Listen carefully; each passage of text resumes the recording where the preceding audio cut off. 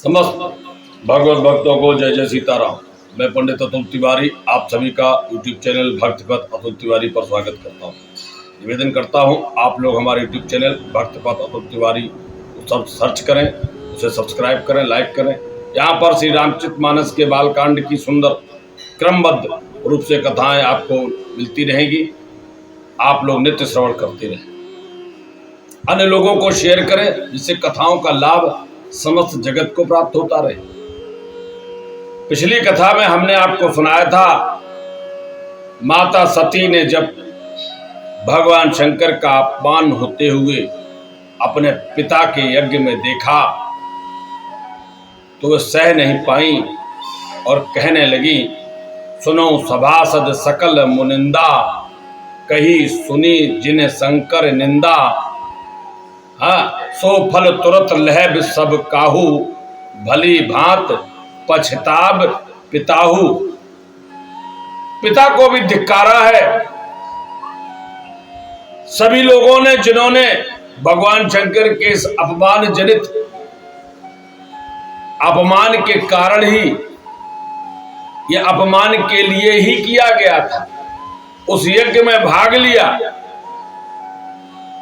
कहा माता सती ने, तुम लोग तुरंत इसका फल प्राप्त करोगे, समय नहीं लगेगा, क्योंकि हरे हरे निंदा सुने जो काना, ओए पाप गो घात समाना। भगवान शंकर और भगवान विष्णु की जो निंदा सुनता भी है उसे गौ हत्या के समान पाप लगता है। तो एक तो यह बात हुई। दूसरी बात, भगवान शंकर की निंदा और भगवान विष्णु की निंदा से गौ हत्या का पाप लगता है और उसका फल भी तुरंत मिलता है। तो इसका अर्थ यह भी है कि गौ हत्या का फल भी तुरंत ही मिलता है, उसके लिए किसी अन्य जन्म की आवश्यकता नहीं है, ना कोई बहुत अधिक समय लगेगा। सो फल तुरंत लहब सब काहू। माता सती कहती है, ये जो अपमान रूपी पाप तुम लोगों ने किया है उसका फल तुम सबको तुरंत मिलेगा। और हे पिताजी, तुम तो इसका नेतृत्व कर रहे हो, तुम तो भली भांत पछताओ, भली भांत। और इसलिए ये जो शरीर है, इस शरीर से भी मैं विलग हो जाऊंगी, क्योंकि यह जो है शरीर भी आपका ही दिया हुआ है। और भगवान के विरोधी की कोई कैसी भी क्यों न प्रिय वस्तु हो, देह प्रांते प्रिय कछु नाही। देह और प्राणों से प्रिय व्यक्ति को कुछ भी नहीं होता। माता सती कहती है, यदि भगवान का विरोधी है तो ऐसी प्रिय वस्तु का भी परित्याग कर देना चाहिए, नहीं तो उसका भी दोष लगता है। और आप लोग कहते हैं कि क्या करें, है तो वह विरोधी भगवान का, वह धर्म का विरोधी है, सनातन का विरोधी है, परंतु क्या करें, व्यवहार में तो उसे संबंध रखने ही पड़ेंगे। अरे तो आप भी नष्ट हो जाएंगे, यह शास्त्र कह रहा है, यह प्रमाण है। और इसके बाद माता सती ने क्रोध से अट्टहास किया और ततासा क्रोध दीप्तांगी साट्टहासम मोर मोहा गत्वा गंभीरया वाचा दक्षमाह महेश्वरी अहम ते चक्षुषोर बाहम भविष्यामि न केवलम त्वज्जात देवायापि भविष्यामि चिरादेह। माता सती कहती है, हे पिता, तो तुम हमसे ये कह रहे हो कि क्यों नहीं मेरी आंखों से दूर हो जाती हो। शिवपुराण में बड़ा सुंदर वर्णन है। दक्ष कहते हैं, तुम अब मेरी आंखों से दूर क्यों नहीं हो जाती हो, तुमको किसने बुलाया था? फिर भी तुम चली आई निर्लज्जता की भांति। माता सती कहती है मैं आपकी आंखों से ही नहीं, ये आपके द्वारा जो दी गई देह है उससे भी दूर हो जाऊंगी। दक्ष शुक्र संभव यह देही, पिता मंद मत निंदत तेहि। दक्ष शुक्र संभव यह देही, दजेऊ दे तुरत देह तेहि तू। उर्धर चंद्र मौल वृष केतु। अरे जिनके हृदय में श्री राम जी हों, जिनके हृदय में महादेव हों, जिनके हृदय में भगवान कृष्ण भगवान विष्णु निवास करते हैं, अरे उन्हें संसार की कौन सी प्रिय वस्तु रोक सकती है। माता सती ने ऐसा कहते हुए अस कहे जोग अगिन तनु जारा, भयों सकल मकहाकारा। ऐसा कहकर के माता सती ने ध्यान लगाते हुए कुंडलिनियों को जागृत करते हुए योगाग्नि से अपने शरीर का दाह कर दिया। और जो ही ऐसा हुआ सारे यज्ञशाला में हाहाकार मच गया, सभी दिशाएं विक्षुब्ध हो गई। देवता सोचने लगे अब इस यज्ञ का क्या होगा। दक्ष प्रजापति का मुख मलिन हो गया, बार बार गहरी सांसें छोड़ने लगे। इसके बाद किसी प्रकार से ब्राह्मणों ने पुनः उस यज्ञ को प्रारंभ किया, परंतु भगवान शिव के भय से देवता घबराए हुए थे। सभी महर्षिगण आपस में कहने लगे कि भगवान शंकर अभी जब समाचार सुनेंगे तो उनका क्रोध कौन सहन कर पाएगा, क्योंकि कौन है आहा जान प्रिया आदर अति कीन्हा, वाम भागवासन हर दीन्हा। भगवान शंकर की प्रिया है, ऐसी प्रिया का आज जब दाह हो गया है तो भगवान शंकर की क्रोधाग्नि से कौन बचेगा। इस भय से देवता और महर्षिगण घबराए हुए। शिवजी जब देह त्याग का समाचार सुनेंगे तो ना जाने क्या कर डालेंगे, सृष्टि का क्या लोप ही हो जाएगा। और इसी बीच में मुनिश्रेष्ठ महर्षि नारद सभा के बीच से चुपचाप उठकर वहां से चले जाते। नारदस्तु सभा मध्यादत केतरवेयोत्थ था, कैलासम प्रयो शीघ्रम मुनि पुंगवा। नारद जी उठकर चले जाते हैं कैलाश की ओर। जाते किधर? कैलाश की ओर। और कैलाश की ओर जब जाते हैं तो वहां पर पहुंचते हैं। अश्रुपूरित नेत्र है नारद जी के, माता का देहांत हुआ है। नारद जी के नेत्रों में आंसू हैं, अश्रुपूरित नेत्र हैं। शिवजी से कहते हैं देव देव मैं दक्ष प्रजापति के घर से आया हूं, आपने समाचार सुना है या नहीं कि आपकी प्राण प्रिया सती दक्ष प्रजापति के यज्ञ में गई हुई थी।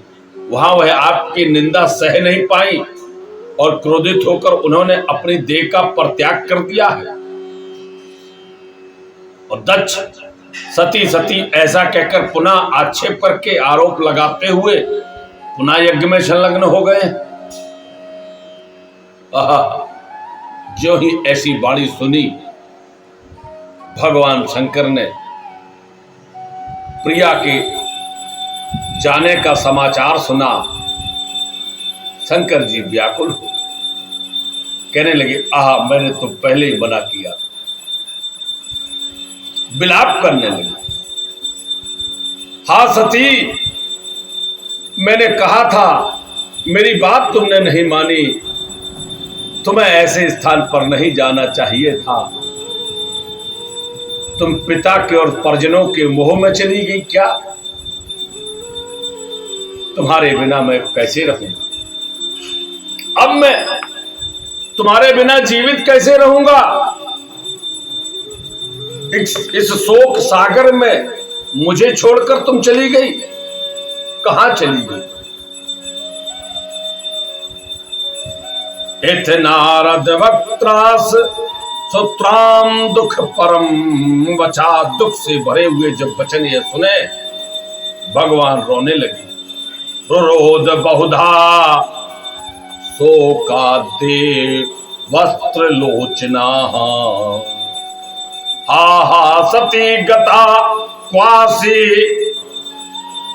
तक्तामाम शोक सागरे।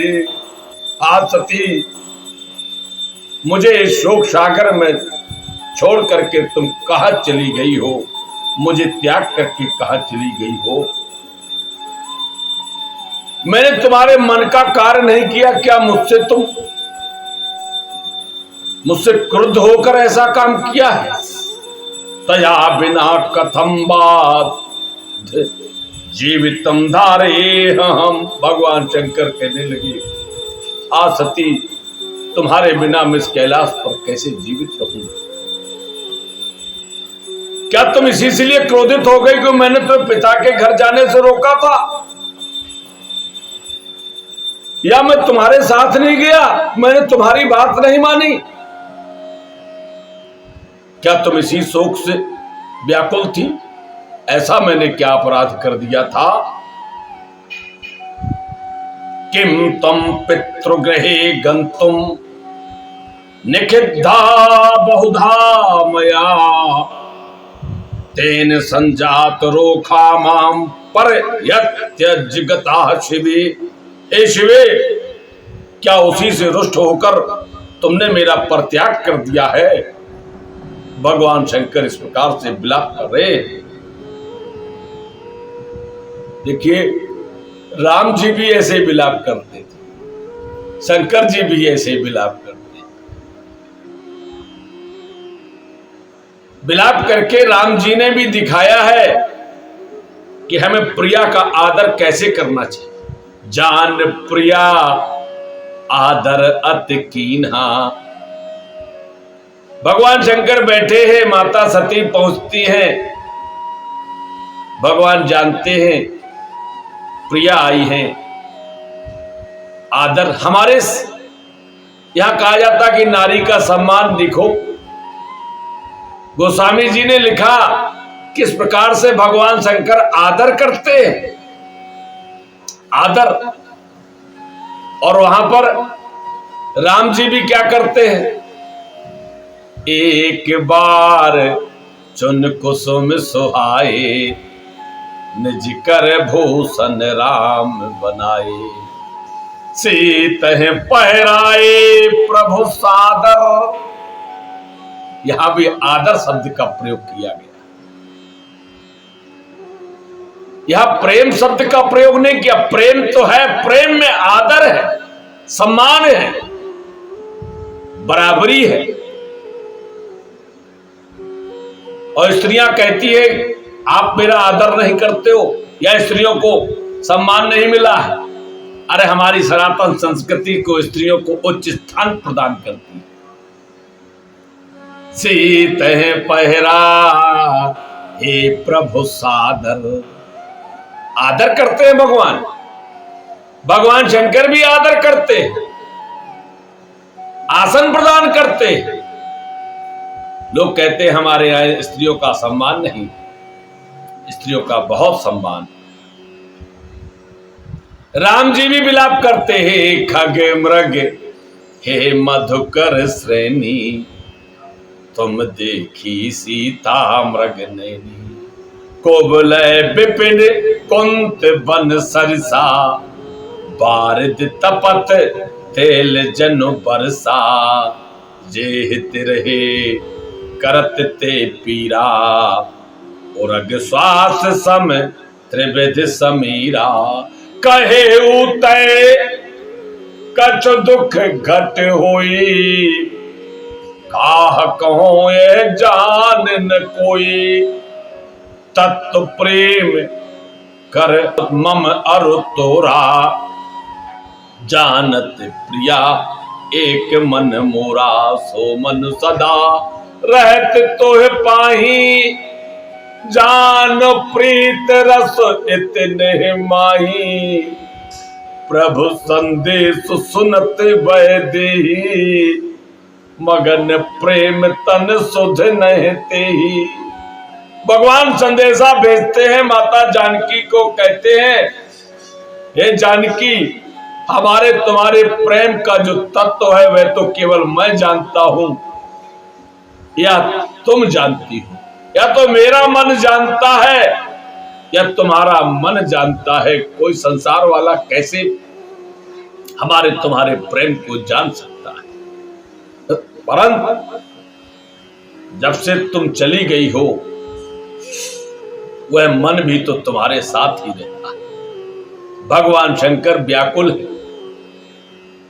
कहते हैं, सती, हमने तुम्हारे हित के लिए ही मना किया था, परंतु हमें लगता तुम रुष्ट होकर हमारा परित्याग कर गई हो। बताओ, अब मेरा मन तो तुम्हारे पास रहता, मैं जीवित कैसे रहूंगा? भगवान शंकर इस प्रकार से व्याकुल हो और ऐसे ही विलाप करते करते लाल लाल नेत्रों और मुख वाले त्रिलोचन महादेव क्रोधित हो गए। भगवान रुद्र को जब क्रोपाविष्ट देखा, सभी प्राणी भयभीत हो गए। विलाप करते करते ही नेत्रों से आंसू बहाते बहाते, हा सती हे शिवे हे शिवे, ऐसा कहते कहते महादेव के नेत्र लाल हो गए हैं। जिन नेत्रों से करुणा की वर्षा होती रहती है, आज उन नेत्रों में अग्नि धधकने लगी है, कहीं तीसरा नेत्र ना खुल जाए। ऐसे त्रिलोचन भगवान जब क्रोधित हो हुए, सारा जगत विक्षुब्ध हो उठा, पृथ्वी डोलने लगी और उनके ऊर्ध्व नेत्र से, अर्थात उनका जो तीसरा नेत्र था, एक तेजस्वी अग्नि प्रादुर्भूत हुई और उस अग्नि से एक परम पुरुष उत्पन्न हुआ। विशाल विग्रह धारण करते हुए वे कालांतक यमराज के समान वह पुरुष कैसा दिख रहा है? उसके भी 3 भयानक नेत्र थे, त्रिनेत्रधारी वैसा ही स्वरूप है, भगवान शंकर जैसा ही समस्त अंगों में विभूति धारण किए हैं और अर्ध चंद्रमा मुकुट की भांति धारण किए हैं और जटाजूट से उसका मस्तक सुशोभित हो रहा है। भगवान शंकर का ही दूसरा स्वरूप, नाम क्या है?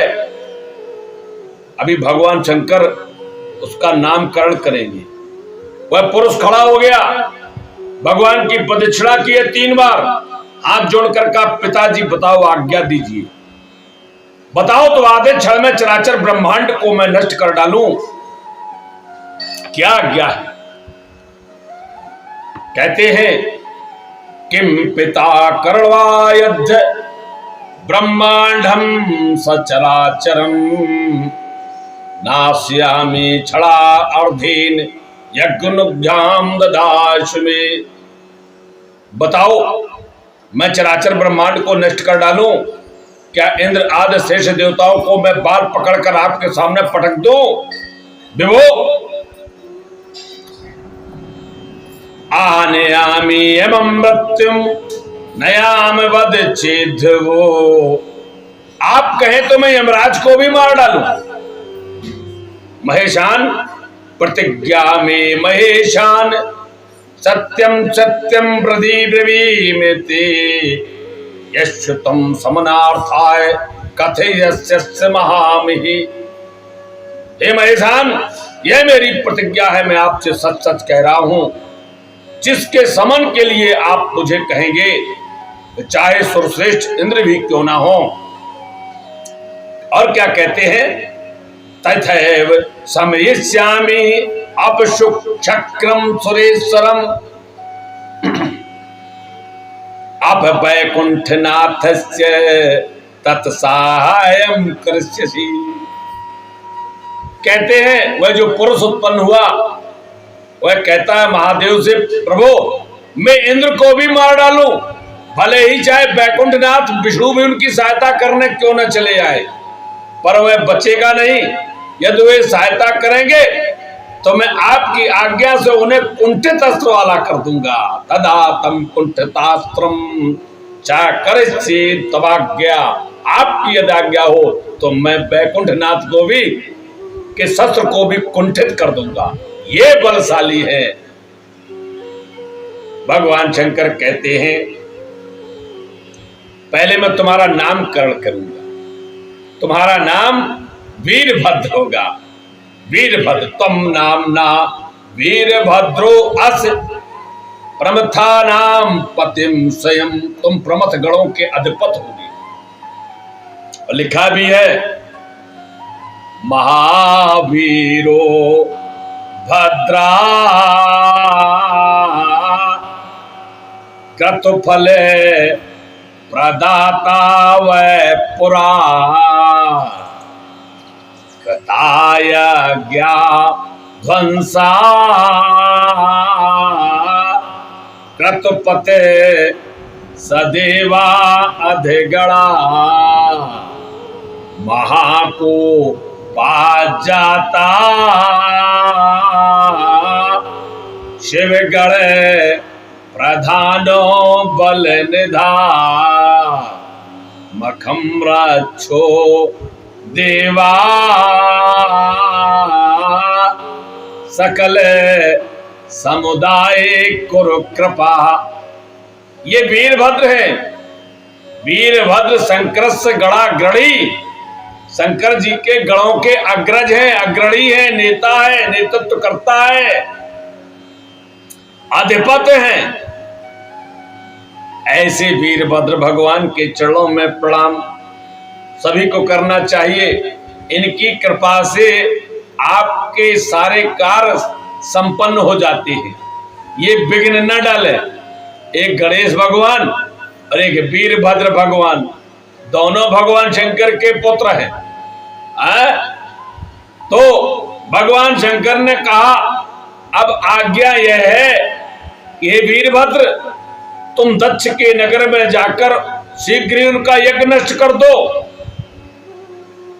मेरा परित्याग करके जो जो देवता वहां गए और उस दक्ष की सहायता कर रहे हैं, मेरी आज्ञा से तुम उनका भी निग्रह करो।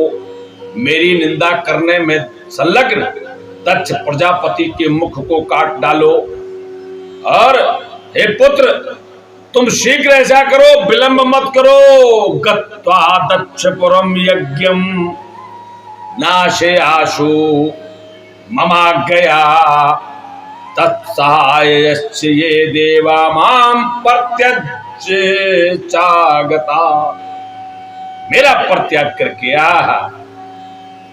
महादेव को भूल जाना नहीं तुम।